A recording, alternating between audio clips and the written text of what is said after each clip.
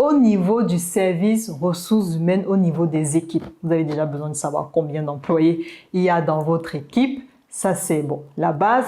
Vous avez surtout besoin d'un tableau de bord, la matrice de compétences pour savoir qui sait faire quoi dans votre entreprise. Ça se trouve, vous voulez recruter pour avoir un certain, peut-être un nouveau talent, une nouvelle compétence, alors que vous avez déjà la compétence en interne.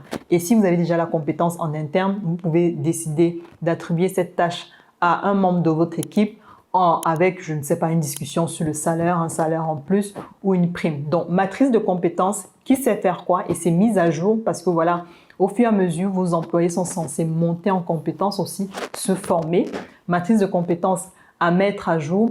Vous avez besoin aussi de mesurer au niveau de chaque tâche combien de tâches ça prend, combien de temps ça prend pour faire une tâche, pour faire un projet. Souvent dans les équipes, il y a des personnes qui traînent. Souvent, ce n'est pas au niveau des personnes, peut-être c'est le matériel qui n'est pas bon. Donc, pour pouvoir identifier le goulot d'étranglement, vous devez pouvoir mesurer ce genre de données pour prendre des décisions rapidement. Donc, la durée qu'on met sur une tâche, qui fait quoi? Parce que voilà, souvent dans les équipes aussi, je me rappelle d'une cliente que j'accompagnais, elle avait, dans un de ses services, elle avait 4 personnes et moi, en faisant l'audit, je lui ai dit que finalement, pour ce qu'il y avait à faire, avec telle compétence, on pouvait avoir besoin de 2 personnes. Donc, ça réduisait les coûts en termes de salaire et le nombre d'employés. Alors, moi, je ne suis pas là pour dire il faut licencier, il faut remercier des personnes. On en discute. J'identifie. Après, le dirigeant, l'entrepreneur